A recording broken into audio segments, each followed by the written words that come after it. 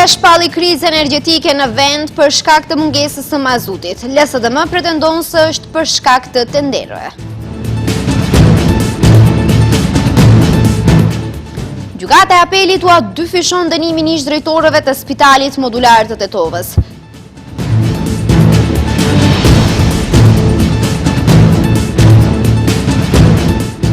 Qeveria njofton për investime në shëndetësi, vendosi të blej 100 autoambulanca.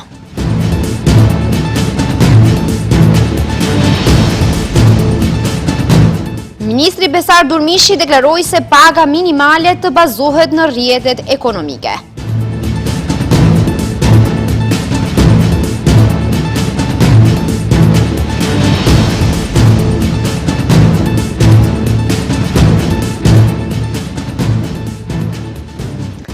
Përshëndetje të nderuar shikues dhe mirë se takohemi në lajmet orës 15:55 në televizionin Shenja.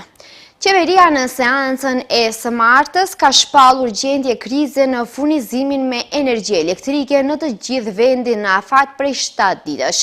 LSDM ka akuzuar se ky vendim është marrë për shkak të tenderëve. Sekretari i përgjithshëm i LSDM-s Aleksandar Sasha Dimitrijević tha se humbjet janë 100 milion euro.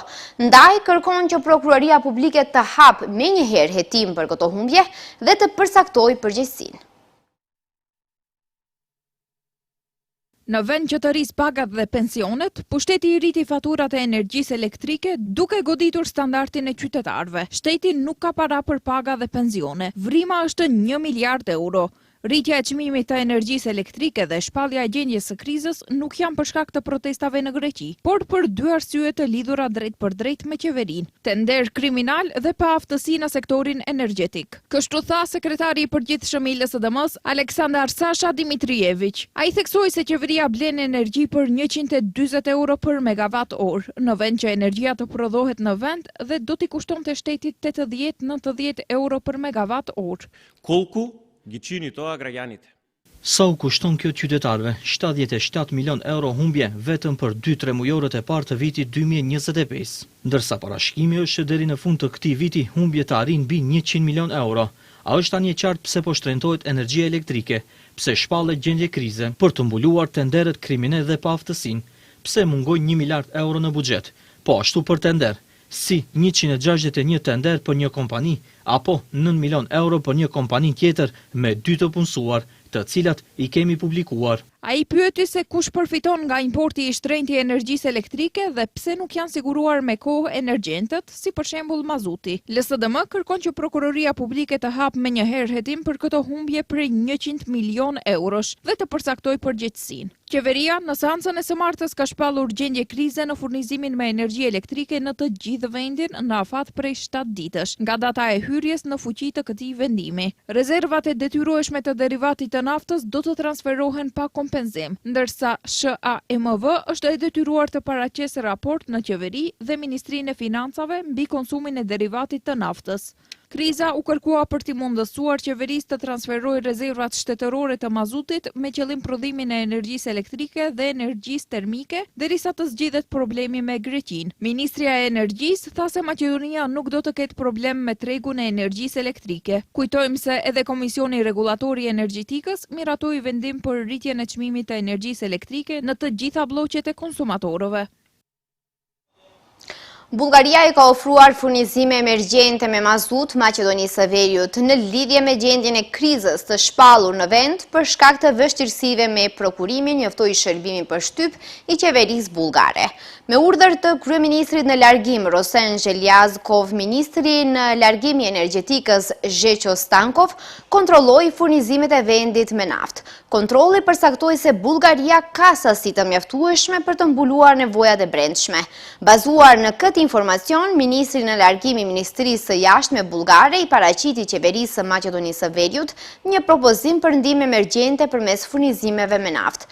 Propozimi u bë gjatë një bisede telefonike midis dy ministrave të jashtëm, Timcho Mucunski dhe Georg Georgiev.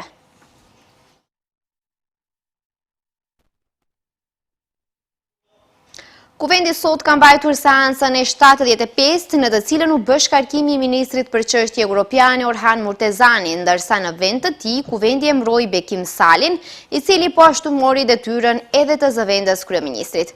Përveç këtij dikasteri, kuvendi e mbroi për ministër të mjedisit dhe planifikimit hapësinor Muhamet Hoxhën. Zgjedhja e anëtarëve të rinj të qeverisë erdhi pas zgjedhjeve lokale të mbajtura në tetor, pasi Zet Mexhiti u zgjodh kryetari i komunës së Çajirit.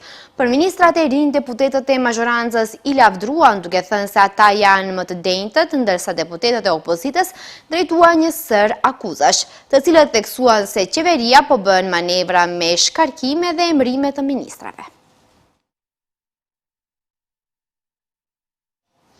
Gjykata e apelit në Gostivar ka marrë vendime të cilin ua ka dyfishuar dënimet me burg ish drejtorëve të Spitalit Klinik të Tetovës, Florin Besimi dhe Artani Temi, në lidhje me zjarrin në Spitalin Modular, ku humbën jetën 14 persona. Me aktgjykimin e shkallës së parë të shpallur nga gjykata themelore në Tetovë në muajin maj, të dy ish drejtorët ishin dënuar me nga 1 vit e gjysmë burg, duke vendosur mbi ankesat e tyre si dhe mbi ankesat e prokurorisë themelore publike në Tetovë, gjykata e shkallës së dytë në Gostivar ka sjellë aktgjykim me të cilin ua ka rritur dënimet në nga 3 vjet në burg. Gjykata e apelit po ashtu e ka shtuar për 300.000 denar edhe dënimin në paratë të Spitalit Klinik të Tetovës, i cili në vend të 1 milion denarëve sa kishte vendosur gjykata themelore në Tetovë, tani si person juridik i përfshirë në procedurë duhet të paguajë 1.3 milion denar. Kjo është hera e dytë që gjykata e apelit në Gostivar vendos për një aktgjykim të shkallës së parë lidhur me zjarrin në Spitalin Modular në Tetovë. Spitali në Tetovë, i cili ishte hapur për trajtimin e pacientëve me COVID-19, u përfshi nga zjarri mbrëmjen e 8 shtatorit 2021, ndërsa në tragjedi humbën jetën 14 persona. Prej tyre 12 ishin pacient të shtruar në spital, ndërsa për 2 ishte konstatuar se ishin antar të familjeve të pacientëve të shtruar. Nuk ka pasur quorum të mjaftueshëm për mbajtjen e seancës së Këshillit Gjyqësor, në të cilin ndër të tjera do të diskutohej vendimi i gjykatës administrative, e cila anuloi vendimin e kuvendit për zgjedhjen e Elizabeta Dukovskës si gjyqtare në gjykatën kushtetuese. Kryetari i Këshillit Aleksandar Kambovski tha se anëtarët do të koordinohen mes vete për të qenë të pranishëm të gjithë në seancën e radhës. Nuk u mbajt seanca e sotme e Këshillit Gjyqësor, në të cilën njëra prej pikave që duhej të diskutohej ishte vendimi i gjykatës administrative për gjykatësen Elizabeta Dukovska. Shkaku i anulimit të seancës ishte mungesa e quorumit, gjejtësisht nga 11 të pranishëm ishin vetëm 6. Për mungesën e kolegëve të tij, kryetari i Këshillit Aleksandar Kambovski tha se disa janë në pushim vjetor e disa në pushim mjekësor, ndërsa Këshilli Gjyqësor edhe ashtu punon me 2 gjykatës më pak, të cilëve ju ka mbaruar mandati. Marë parasysh se jemi të pranishëm vetëm 6 antarë të Këshillit, konstatoj se nuk kemi quorum të nevojshëm për mbajtjen e seancës. Kjo do të thotë se seanca do të anulohet.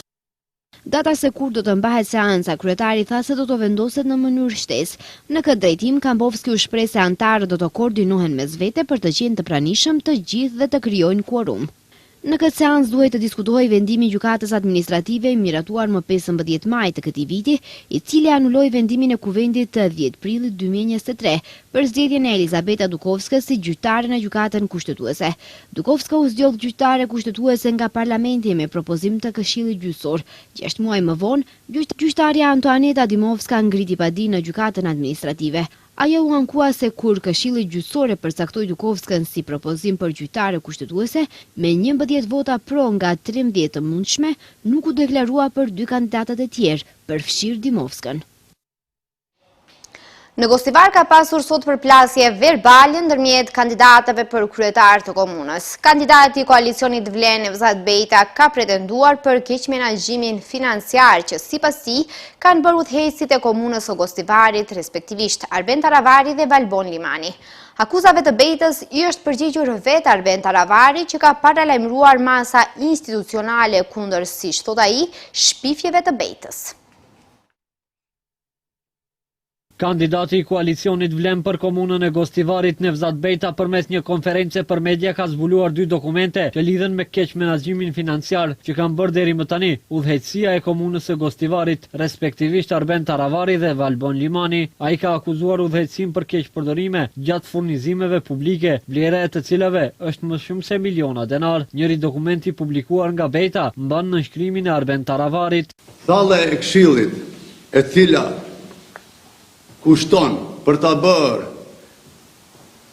të efektive, mund të kushtone më shumëti 50.000 euro. Ata e kanë ndërtuar thallën e Këshillit, e cila ka kushtuar parapërsisht 750.000 euro. E kemi dokumentin, çmimin e kemi edhe e nënshkruar nga Arben Taravari. Ky është keqpërdorimi më i madh në historinë e Republikës së Maqedonisë edhe më gjerë. Do ju prezantoj fotografitë e sallës. Karikja ku ulet kryesuesi i Këshillit kushton 30 euro, kurse ata e ka menduar çmimin e karikës mbi 10.000 euro. Akuzave të Bejtës i është përgjigjur vetë Arben Taravari që ka paralajmëruar masa institucionale, kundër siç thot ai, shpifjeve të kandidatit që do të humbë në zgjedhjet në 11 janarit. Taravari mes tjerash ka përmendur edhe keqpërdorimet e bëra dhe shiqjen e tokës shtetërore në Gostivar gjatë qeverisjes Bejta. Për këto shpifje dhe trillime, Aleanca Kombëtare për Integrim do të përgjigjet në mënyrë institucionale. Ky kandidat po dëshmon edhe një herë se është humbës i përsëritur politike dhe manipulator i opinionit publik. Ky është reagimi ynë i parë dhe i fundit ndaj këtij kandidati të komprometuar. Përplasja Bejta Taravari Limani vjen në vigjilje të fushatës zgjedhore të zgjedhjeve të përsëritura lokale të 11 janarit në komunën e Gostivarit. Zulhajrat Demiri, kandidati pavarur për komunën e Vrapçishtit, deklaroi në emisionin Debat në Shenja se reduktimi i ujit është pasojë të shtimit të pushtetit aktual për të siguruar ujë të pishëm. Ai pretendoi se në rrjetin e ujësjellësit futet ujë jo i pishëm dhe se posedon dokumentacion nga Shëndeti Publik për fshatin Gradec. Ndërkaq kandidati AKI-s Sen Shabani i mohoi këto pretendime duke thënë se dokumenti është i falsifikuar dhe përdoret për propagandë politike. I ftuar në emisionin Debat në Shenja, kandidati pavarur për komunën e Vrapçishtit Zulhajrat Demiri, mbështetur nga Vlen dhe ASH e Zjadin Selës, deklaroi se reduktimi i ujit në këtë komunë është pasojë të shtimit të pushtetit aktual, që për 2 mandate radhazi nuk arriti të sigurojë ujë të pishëm për qytetarët. Demiri theksoi se kur gjendja bëhet alarmante dhe e papërballueshme, kryetari i komunës ka zgjedhur një zgjidhje kreative, të cilën sipas tij e ka shpikur vetë dhe e paraqet si investim të vetëm për fshatin Gradec. Që nuk u tregohet qytetarëve që ai ujë prej bazenit i cili inkuadrohet në gipat dhe në rrjetin e ujësjellësit është jo i pishëm dhe është në dëm të qytetarëve. Unë kam edhe një dokumentacion këtu nga institucioni i Shëndetit Publik, i cili ka dalë me një konstatim për ujin e fshatit Gradec, i cili nuk është i pishëm. Ndërkohë kandidati AKI-s për komunën e Vrapçishtit Sen Shabani mohoi pretendimet e kundërshtarit të tij, duke thënë se nuk ekziston dokument zyrtar që vërteton se uji në fshatin Gradec është i papishëm. Ai deklaroi se dokumenti në fjalë është i falsifikuar nga një hoxh nga fshati Dobërdoll për qëllime propagandistike. Qenë korrekt, e kam parë edhe unë atë dokument. Ai dokument nuk është bërë në fshatin Gradec, ashtu siç ju ka thënë kundër kandidati im, ajo është bërë në fshatin Dobërdoll. Gjoja se është marrë ujë në një shkollë ku sipas atij dokumenti, i cili nuk është valid, se nuk ka as datë ku është marrë, cili nga inspektorët apo cili institut është ai i cili e ka bërë atë analizë, në çfarë kohe dhe ai dokumentacion ka shumë mangësime. Sa më duket mua, ai është bërë një dokumentacion vetëm për propagandë politike, nga tani është shumë e turpshme, po sigurisht që qytetarët duhet të jenë të informuar nga një çfarë hoxhi në fshatin Dobërdoll. Kujtojmë se më 11 janar 2026 do të mbahen zgjedhjet e përsëritura lokale në 4 komuna. Protesti zgjedhor do të zhvillohet në komunat Gostivar, Mavrov dhe Rostush, Vrapçisht dhe Qendër Zhup. Qeveria ka marrë 2 vendime për shëndetësinë, blerjen e 100 autoambulancave, vazhdimin e procedurës për zgjidhjen e problemit me parkimin në qendrën klinike Nën Tereza në Shkup. Ministri i Shëndetësisë Azir Aliu tha se me këto vendime shëndetësia hyn në një fazë të re. Në mbledhjen e së martës, qeveria vendosi që të blejë 100 automjete të reja të ndihmës së shpejtë me pajisje mjekësore për institucionet e shëndetësisë publike në mbar vendin. Ministri i Shëndetësisë Azir Aliu tha se ky vendim do të thotë ndërhyrje më e shpejtë dhe më efikase në raste urgjente. Me këtë vendim siguroj mjete për furnizimin e 100 automjeteve të reja të ndihmës së shpejtë, me vlerë të përgjithshme prej 461.250.000 denar, duke marrë përsipër obligime në kuadër të pjesës zhvillimore të buxhetit për 4 vitet e ardhshme.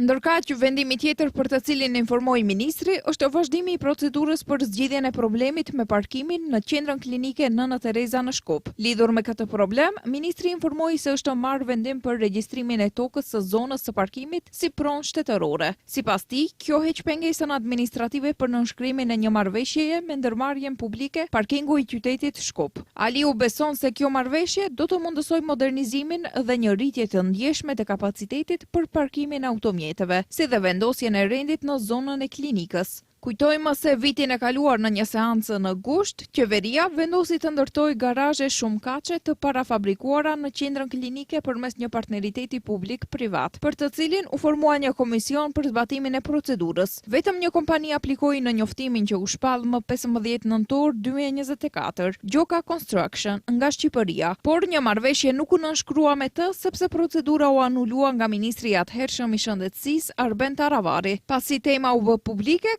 Ministri Hristian Mickoski deklaroi në mars të këtij viti se nuk ishte marrë asnjë vendim përfundimtar nga qeveria në lidhje me menaxhimin e parkingut dhe se nëse publiku nuk e dëshironte, një marrëveshje me Gjoka Construction për garazhe shumëkaqe në qendrën klinike nuk do të nënshkruhej. Ministri i Ekonomisë dhe Punës Besar Durmishi ka folur sot për pagën minimale. Ai ka deklaruar se Maqedonia e Veriut nuk është vendi me pagë minimale më të ulët në rajon. Ministri thotë se është kundër rritjes ad hoc të pagës minimale sepse një rritje e tillë do të rriste inflacionin dhe do të krijonte vështirësi ekzistenciale për kompanitë e vogla dhe të mesme. Maqedonia e Veriut nuk është vendi me pagë minimale më të ulët në rajon, kështu ka deklaruar Ministri i Ekonomisë dhe Punës Besar Durmishi, i cili për më tepër deklaroi se është i pashmangshëm fakti se e njëjta duhet të rritet. Shtoi se si ministri janë kundër rritjes ad hoc të rrogës minimale, sepse sipas Durmishit një rritje e tillë do të rriste inflacionin dhe do të krijonte vështirësi ekzistenciale për kompanitë e vogla dhe të mesme. E kam potencuar disa herë që nuk jemi me pagë minimale më të ulët në rajon. Ka vende tjera, si që është Bullgaria, është Turqia, është Shqipëria, është Kosova, që kanë... Shqipëria me të ri.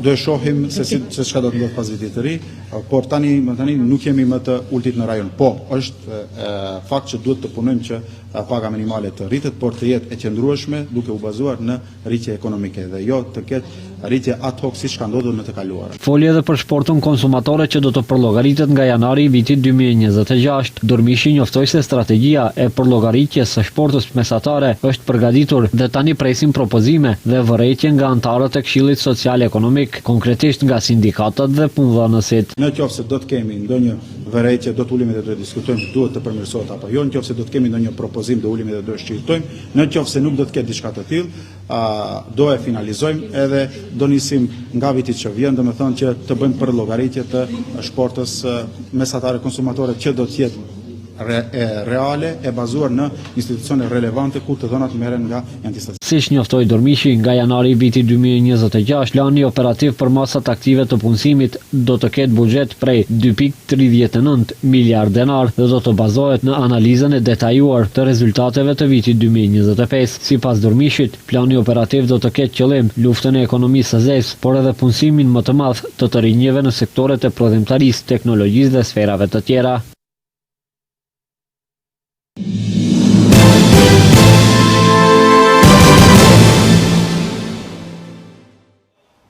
Kosova dhe Serbia duhet të normalizojnë raportet mes vete, tha kryeministri në detyr i Kosovës Albin Kurti në një intervistë për AFP-n, disa ditë para mbajtjes së zgjedhjeve të parakohshme parlamentare. Megjithatë, ai tha se ky proces është i vështirë. Ne duhet të normalizojmë raportet me Serbinë, tha Kurti, por normalizimi i raporteve me një fqinj që ka regjim autoritar dhe që nuk të njeh dhe po ashtu nuk i pranon krimet e kryera gjatë luftës, është shumë i vështirë, ka shtuar ai. Tensionet mes dy vendeve vazhdimisht janë të larta dhe një rikthim i trazirave do t'i ofronte Rusisë mjete për ta destabilizuar Kosovën. Ne kemi një marrëveshje për normalizim, tha Kurti duke u referuar marrëveshjes së vitit 2023, të arritur në ndërmjetësimin e Bashkimit Evropian. Ne duhet ta zbatojmë që nënkupton njohjet e ndërsjellë mes shteteve, të paktën njohjet de facto.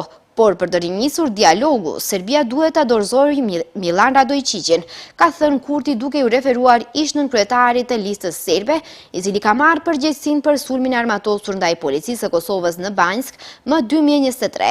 Kurti tha se shpreson që BE-ja, Franca dhe Gjermania do t'i bëjnë presion Serbisë që ta dorëzojë Radojčićin, ndaj të cilit dhe disa personave të tjerë Kosova ka ngritur akt akuzë për sulmin në Banjsk.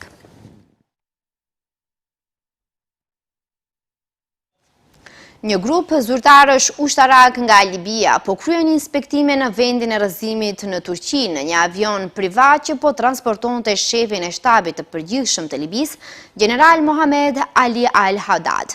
Së bashku me 4 zyrtarë shoqërues dhe 3 anëtar të ekuipazhit, transmeton Anadolu. Zyrtarët ushtarak më rritën në kryeqytetin Ankara me avion të mërkurën dhe u pritën nga zyrtarët e Ministrisë së Mbrojtjes Kombëtare dhe më vonë udhëtuan me minibus për në Kesikavak, në rajonin Hajmana të Ankaras, ku avioni u rrëzua të martën vonë, duke vrarë të gjithë personat në bord. Delegacioni më pas vazhdoi drejt zonës ku ndodhen rënojat, ku përpjekjet e kërkimit dhe hetimit janë duke vazhduar. Kutja e zezë të regjistruesi i zërit në kabinën e pilotit u gjetën herët të mërkurën, tha ministri i brendshëm turk Ali Yerlikaya, duke shtuar se rënojat janë të shpërndara në një sipërfaqe prej afërsisht 3 kilometra shkatror. Avioni biznesit të tipit Falcon 50 u rrëzua pasi u ngrit nga aeroporti Esen Bogaj Ankaras në rrugën drejt Tripolit, kryeqytetit libian. Qeveria e unitetit kombëtar të Libisë shpalli 3 ditë zije kombëtare.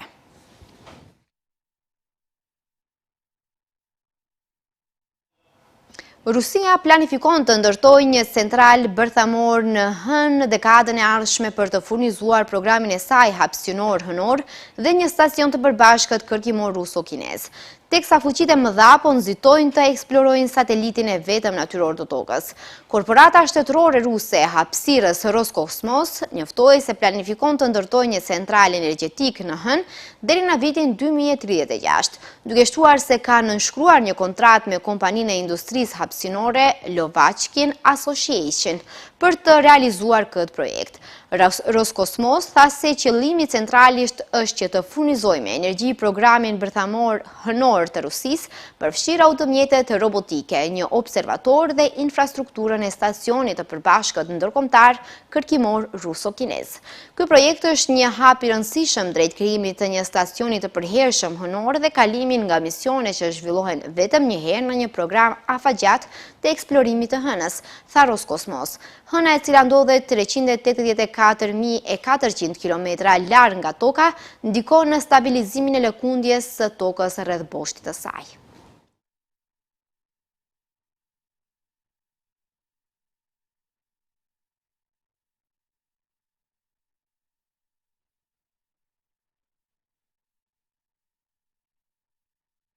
Shues të ndëruar, këtu është fundi lajmeve, ndërsa bashkë do të shihemi në edicionin qendror. Deri atëherë, mirupafshim.